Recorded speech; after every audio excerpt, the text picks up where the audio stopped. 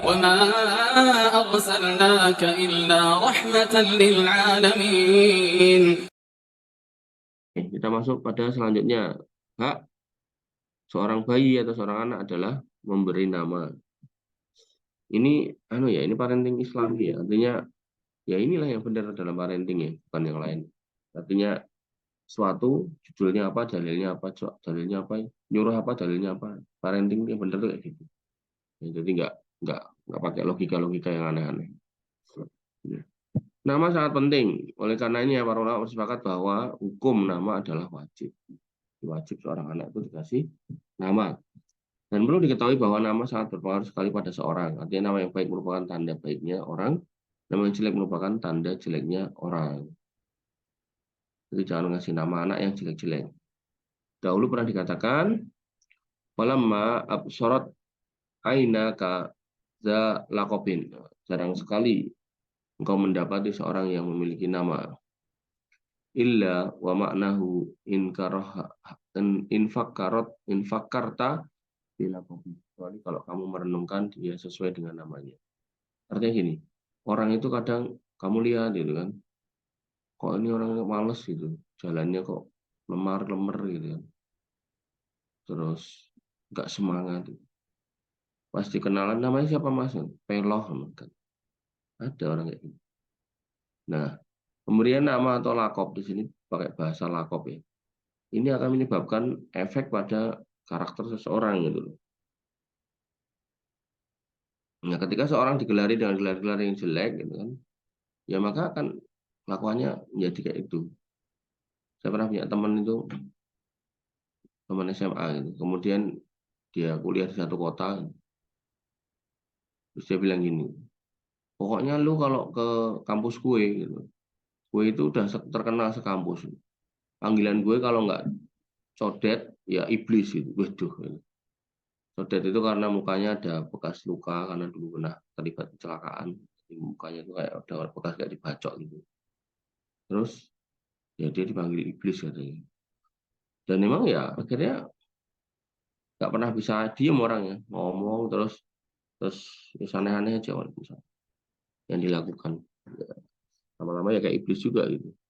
Ya maka jangan pernah juluki karena keluarga, teman dengan julukan-julukan yang jelek ya.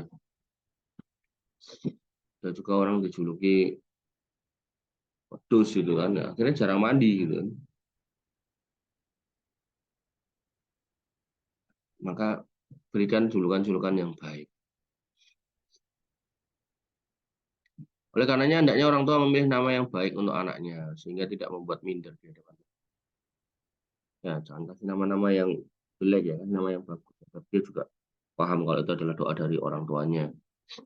Ada anak yang nggak paham, orang tua yang nggak paham ngasih nama anaknya Parji. Ya mungkin di Jawa ya mungkin Parji itu biasa, tapi dalam bahasa Arab tuh Parji itu artinya kemaluan. Ya. Ada juga yang dikasih nama Narin. Narin itu mungkin di dalam bahasa Jawa mungkin biasa, tapi dalam bahasa Arab itu artinya neraka. Ya, maka jangan kasih nama yang bermakna jelek. Adapun waktu pemberian nama maka boleh ketika setelah lahir, bagaimana hadis Abu Musa. Artinya begitu lahir kasih nama boleh. Nabi Musa kala dari Nabi Musa radhiyallahu anhu dia berkata, "Summa ulida li ghulam," kemudian lahir buatku seorang laki-laki. Wa ataitu bi Nabi sallallahu alaihi wasallam, maka kemudian aku bawa kepada Nabi sallallahu alaihi wasallam. Wasammahu Ibrahim, kemudian dikasih nama oleh Nabi sallallahu alaihi wasallam Ibrahim. Fahannakahu bitamroh, kemudian beliau mentahnik mengunyah kurma, kemarin udah lewat ya, terus dimasukkan ke mulut anakku. Wada'alahu bil barokah, kemudian mendoakan anakku itu barokah. Wadafa'ahu ilayya, kemudian dibalikkan kepadaku. Wa kana akbaro waladi Abi Musa, dan itu adalah anak baraknya Abu Musa. Dan boleh juga diundur hingga hari ketujuh, jadi lahir langsung dibawa ke orang solih tadi boleh, atau diundur ke hari ketujuh juga boleh. An Samurah bin Jundab dari Muhammad bin Jundab, anna Rasulullah SAW qala bahasa Rasulullah sabda, kullu gulamin rohinatun fi aqiqati. Setiap anak yang lahir itu tergadai ya dengan akikohnya. Artinya kalau mau ditebus ya lakukan akikoh, yang nggak ditebus ya nggak mau akikoh berarti nggak ditebus itu. Tutbahu anhu yauma safihi, disembelih buatnya pada hari ketujuhnya. Wa yukhlaqu wa yusamma, dan dibotakin kepalanya dan dikasih nama. Ya, jadi nggak ada pertentangan ya antara dua hadis ini. Ini pilihan. Ya.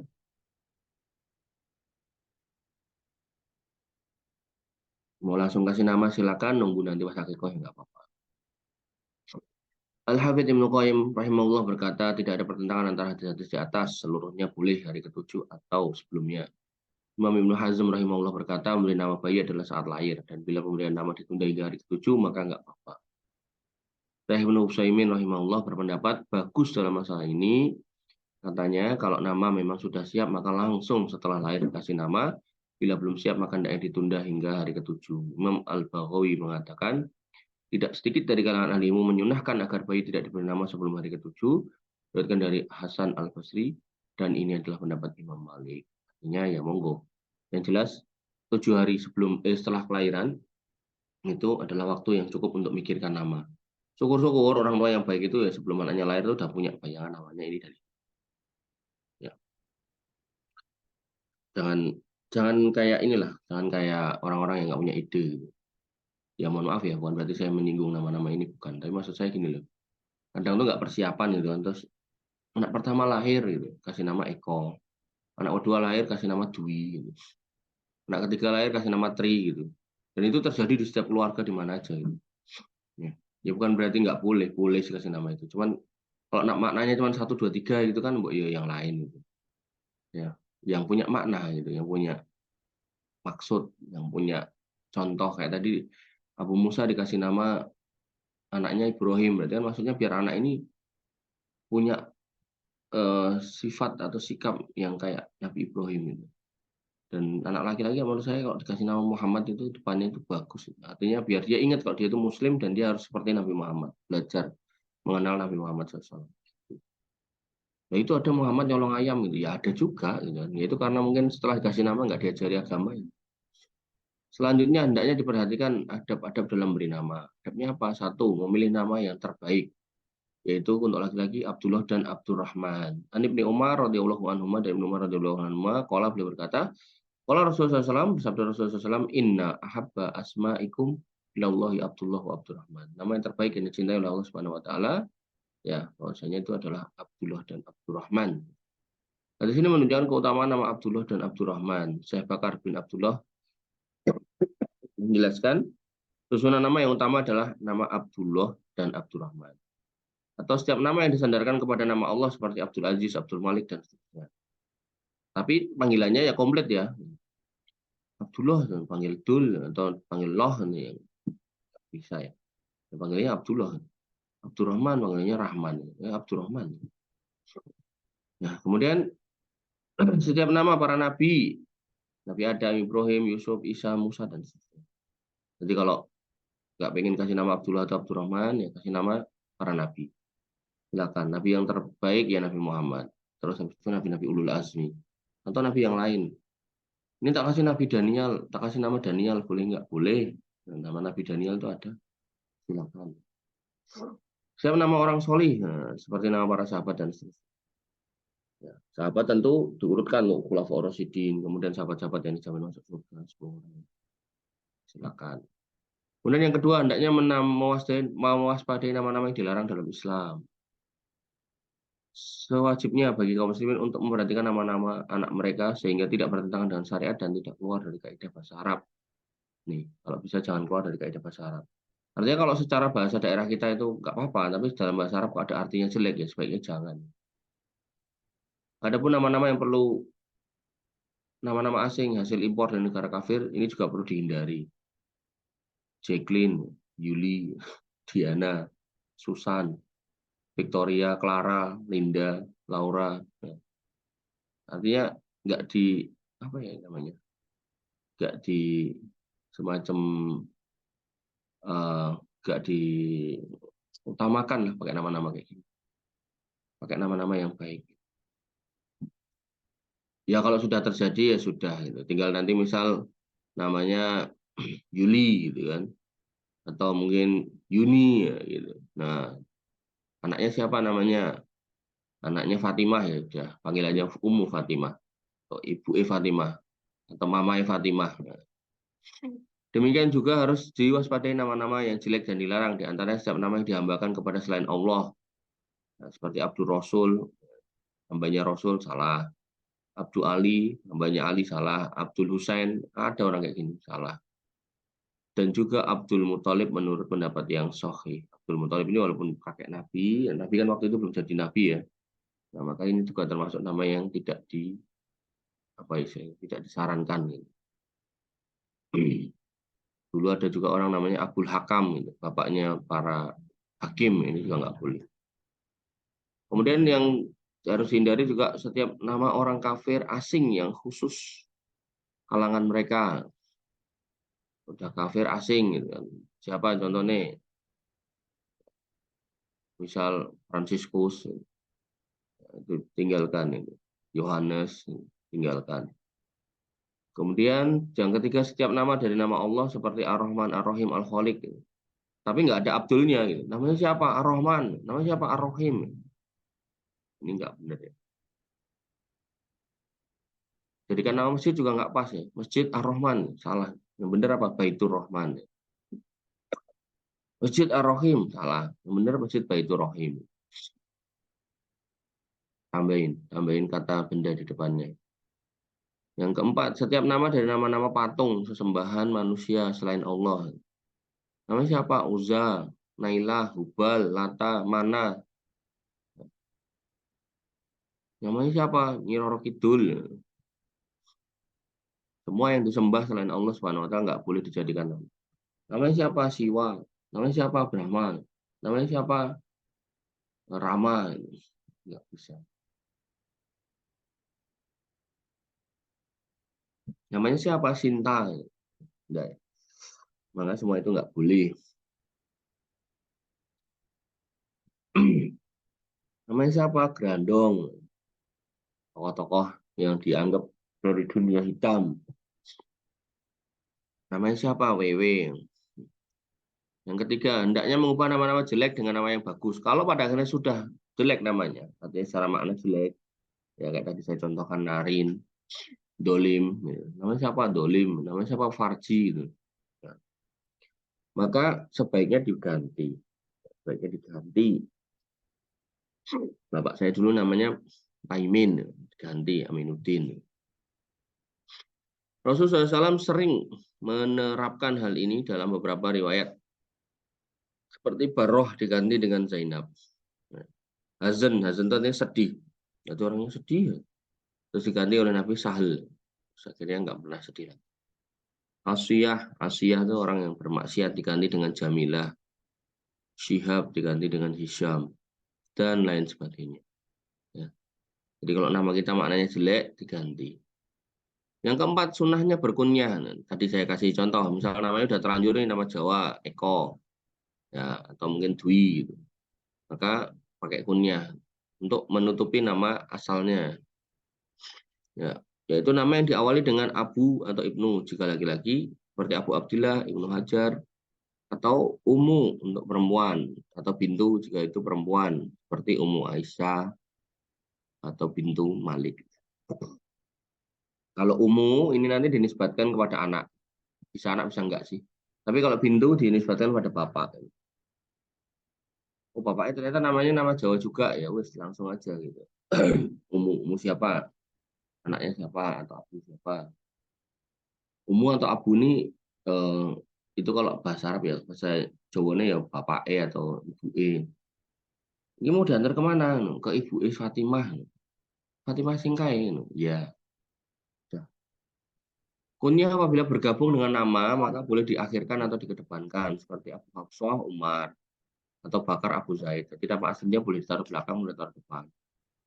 Abu Fatimah, Dwi, Sabto. Seperti itu.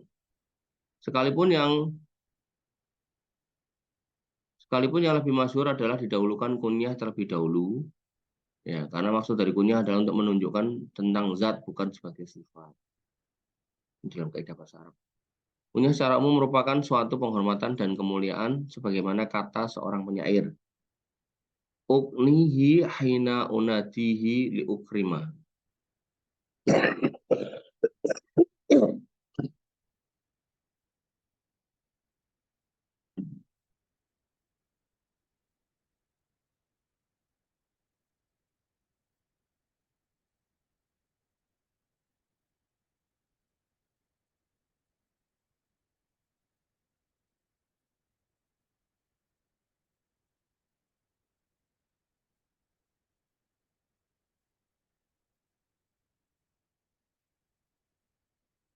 Aku memberinya kunyah ketika aku memanggilnya untuk menghormatinya. Wala ulak kibuhu wasau atul lakob. Aku tidak memberinya julukan dengan julukan yang jelek. Namun ini hanya secara umum saja, karena terkadang kunyah juga bisa bermakna celaan seperti Abu Jahal, Abu Lahab, dan seterusnya. Ya, jadi orang-orang yang memang sudah dicela dalam Islam ya mau nggak mau kita pakai panggilan itu ya Abu Jahal, Abu Lahab. Ini nggak boleh ya ketika kita terapkan ke kaum muslimin yang sekarang nggak boleh. Ini udah dulu orangnya udah mati ya sudah. Kemudian dalil disyariatkannya kunyah. Banyak sekali dalil yang menunjukkan sunnahnya milik kunyah panggilan. Ada sekalipun dia belum punya anak. Nah, jadi belum punya anak juga nggak apa-apa. Hadis pertama, an Anasin radhiyallahu anhu qala, dari Anas radhiyallahu anhu beliau berkata, karena Nabi SAW, maksudnya Nabi SAW, ahsanan nasi khuluqan, adalah orang yang paling baik akhlaknya. Wa kana li akhun yuqalu lahu Abu Umair, dan aku punya saudara yang dipanggil dengan Abu Umair. Qala ah sabuhu Fatimun. Wa kana idza jaa qala ya Abu Umair ma fa'ala du'a fa ma fa'ala nughair. Di mana ya apabila Rasul SAW datang, qala ahsabuhu Fatimun, apa ini? Enggak ada artinya. Nah, ketika Nabi SAW datang, idza jaa qala, beliau bersabda atau berkata atau bertanya, ya Abu Umair, wahai Abu Umair. Masih kecil, jadi Umar kecil, bapaknya Umar kecil. Ma fa'ala nughair, apa yang dilakukan oleh burung kecilmu itu? Kalau di sini nughair ya emprit gitu. Jadi dia pelihara emprit gitu kan. Baik Abu Umair, masih kecil dipanggil Abu Umair. Imam Bukhari rahimahullah membuat bab hadis ini dengan ucapannya bab kunyah untuk anak dan orang yang belum punya anak. Judul dari kitab Imam Bukhari adalah kunyah untuk anak dan orang yang belum punya anak. Al-Hafidh Ibnu Hajar rahimahullah berkata, Imam Bukhari mengisyaratkan dalam bab itu untuk membantah anggapan orang yang melarang kunyah bagi yang belum punya anak dengan alasan hal itu menyelisihi fakta. Ya, artinya faktanya Nabi SAW memanggil Abu Umair, padahal Abu Umair itu masih kecil. Imam Ibnu Qos As-Safi'i rahimahullah berkata, dalam hadis ini terdapat faedah tentang bolehnya memberikan kunyah kepada orang yang belum punya anak. Hadis kedua, ya. An Urwah anna Aisyah qalat, dari Urwah bahwa Aisyah radhiyallahu anha berkata, li Nabi SAW, bertanya kepada Nabi SAW, ya Rasulullah, kullu nisa'ika laha kunyatun ghairi. Wahai Rasul, semua istrimu punya kunyah selain aku. Faqala laha Rasulullah SAW, kemudian Nabi SAW berkata kepada Aisyah radhiyallahu anha, iktani anti Umma Abdillah. Oke, kalau gitu kamu ya toh, pakailah kunyah dengan kunyah Ummu Abdillah. Wa kana yuqalu laha Ummu Abdillah hatta matat walam talit qotun. Dan beliau ya, radhiyallahu anha yaitu Aisyah yaitu Ummul Mukminin menggunakan kunyah Ummu Abdillah sampai meninggal, sedangkan beliau walam talit qotun, belum pernah melahirkan sama sekali, nggak pernah punya anak namanya Abdillah. Ya. Saya Muhammad Nasruddin Al-Albani rahimahullah berkata, di sini menunjukkan disyariatkannya kunyah sekalipun belum punya anak, karena hal ini termasuk adab dalam Islam yang tidak ada dalam agama lain sepengetahuan kami. Maka hendaknya kaum muslimin menerapkan sunnah ini baik kepada kaum wanita maupun pada kaum perempuan. Artinya silakan dipikirkan kunyahnya apa, pakai, pegang. Anna Umar Kola, dia punya teman tuh, dia belum nikah, bikin kunyah tuh Abu Abdillah. Sudah nikah anaknya perempuan semua, dia tetap Abu Abdillah. Kecuali dia mau ganti gitu ya. Dia anaknya perempuan semua, nggak ada Abdillahnya. Anna Umar Qala, maksudnya Umar radhiyallahu anhu berkata, li Suhaib kepada Suhaib, malaka taktani bi abi Yahya, apa yang kau punya sehingga kamu kok membuat kunyah Abu Yahya. Boleh salah kawalat sedangkan kamu nggak punya anak. Qala kannani Rasulullah Shallallahu Alaihi Wasallam bi Abi Yahya. Dia berkata bahasanya yang membuat kunyah atau memanggilku dengan julukan itu ya Rasulullah SAW. Jadi Abu Yahya itu dari Nabi SAW, bukan dari orang lain. Kemudian saya Muhammad Nasruddin Al-Albani rahimahullah berkata, dalam hadis ini terdapat faedah bahwa disyariatkan kunyah bagi yang belum punya anak. Bahkan telah sahih dan dalam Bukhari dan lainnya bahwa berikan kunyah kepada putri kecil dengan Ummu Khalid. Jadi anak-anak juga bisa dikasih kunyah. Sungguh amat disayangkan banyak di antara kaum muslimin yang melupakan sunnah. Amat jarang sekali kita menjumpai orang yang berkunyah padahal dia mempunyai banyak anak, apalagi yang belum punya anak. Nah, yang punya anak aja nggak punya kunyah gitu kan, maka yang belum punya anak banyak yang tambah nggak punya kunyah. Kemudian Syekh Ahmad Al-Banna berkata setelah membawakan hadis-hadis tentang masalah ini, dia berkata hadis-hadis di atas menunjukkan bolehnya kunyah bagi anak kecil dan dewasa, baik sudah punya anak ataupun belum punya anak, dan hal ini bukanlah satu kebohongan. Hal ini mencakup laki-laki dan wanita boleh berkunyah dengan selain anaknya. Abu Bakar tidak memiliki nama anak Abu Bakar, Umar juga tidak memiliki anaknya, Umar tidak memiliki anaknya, kalimatnya aneh. Jadi Umar tidak memiliki anak dengan nama, Umar memiliki anak namanya Hafsah. Kemarin sudah kita jelaskan tentang Hafsah ini. Kemudian Abu Dzar tidak memiliki anak namanya Zar gitu. Dan seterusnya banyak sekali nggak terhitung. Artinya yang ini Abu Bakar, bukan berarti anak itu sebakar gitu enggak. Dan boleh bagi wanita untuk berkunyah dengan nama anak orang lain kalau dia memiliki anak, sebagaimana Nabi SAW memberi kunyah Aisyah dengan Ummu Abdillah. Kalau dia tidak memiliki, kurang tidak ya. Jadi kunyah itu tidak harus memiliki anak terdahulu dan tidak harus berkunyah dengan nama anaknya. Para ulama mengatakan mereka memberikan kunyah kepada anak kecil sebagai rasa optimisme bahwa dia akan hidup sehingga punya anak, dan sebagai penghindaran dari gelar-gelar jelek. Jadi sebelum digelari yang jelek, dia udah punya gelar dulu gitu. Oleh karenanya seorang di antara mereka mengatakan cepatlah beri kunyah untuk anak kalian sebelum didahului oleh gelar-gelar yang jelek. Ya, para ulama dulu juga memiliki kunyah. Berdasarkan hadis di atas, secara jelas menunjukkan disyariatkannya punya kunyah bagi anak kecil dan bagi orang dewasa sekalipun belum punya anak. Maka merupakan kebiasaan para salaf dari kalangan sahabat adalah berkunyah sekalipun belum dikaruniai anak. Imam Az-Zuhri berkata, adalah beberapa sahabat mereka ya, berkunyah sebelum dikaruniai anak. Berikut ini ada beberapa yang kami sebutkan. Atau Bari beriwayatkan dengan sanad sahih dari Alqamah dari Ibnu Mas'ud bahwa Nabi SAW memberinya kunyah Abu Abdurrahman sebelum punya anak. Al-Bukhari dalam Adabul Mufrad meriwayatkan dari Alqamah bahwasanya Abdullah bin Mas'ud memberiku kunyah sebelum aku dikaruniai anak. Sa'id bin Mansur meriwayatkan dari Ibrahim berkata adalah Alqamah diberi kunyah Abu Sibel padahal dia mandul dan tidak punya anak. Al-Bukhari meriwayatkan dari Hilal Al-Wazan dan berkata Urwah memberiku kunyah sebelum aku punya anak. Kemudian Muhammad Ibn Sirin memberiku kunyah sebelum aku dikaruniai anak. Maka semua ini membantah pendapat sebagian kalangan yang melarang kunyah bagi yang belum punya anak. Dan apabila kita ingin memperluas, maka sangat banyak sekali para salaf dan ahli hadis yang memiliki kunyah. Sehingga banyak yang ditulis dalam kitab-kitab khusus yang membahas tentang kunyah mereka. Dalam mukadimah, Syekh Muhammad bin Shalih Al-Murad berkata terhadap kitab Al-Muntaqo fil Kuna, beliau menyebutkan lebih dari 30 judul kitab tentang kunyah para perawi hadis, diantaranya adalah Al-Kuna oleh Imam Muslim, Al-Kuna wal Asma oleh Ad-Daulabi, Al-Kuna, kunyah oleh Imam Ahmad, Al-Hakim, Abu Ahmad, Ibnu Mandah, Ali Al-Madini. Nah, sekarang boleh berkunyah dengan Abul Qasim. Ya, ini Abul Qasim ini kunyahnya Nabi SAW ya.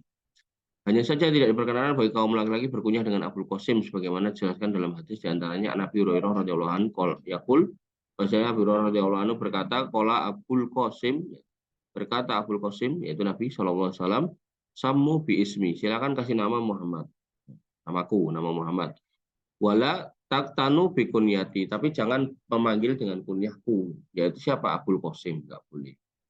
Jadi kita nggak punya nama anak Qasim, ya jangan panggil kunyah Abul Qasim. Walaupun punya anak Qasim, apalagi nggak punya anak Qasim. Ya siapa kunyahnya? Ya terserah, Abu Abdillah boleh, Abu Abdurrahman boleh. Al-Hafidz Ibnu Qayyim rahimahullah berkata, setelah memaparkan perselisihan ulama dalam masalah ini, pendapat yang benar adalah boleh dengan namanya Muhammad, artinya pakai nama Muhammad boleh, dan dilarangnya adalah menggunakan kunyahnya Abu Qasim. Lebih keras lagi larangan ini bila di masa lalu dan dilarang untuk menggabungkan nama beserta kunyahnya, yaitu Muhammad dan Abu Qasim jadi Muhammad Abdul Qasim. Jadi Muhammadnya boleh, Abdul Qasim nggak boleh. Muhammad sebagai nama boleh, Abdul Qasim sebagai nama nggak boleh. Abdul Qasim sebagai panggilan juga nggak boleh, apalagi Muhammad digabung dengan Abdul Qasim itu. Wallahu a'lam.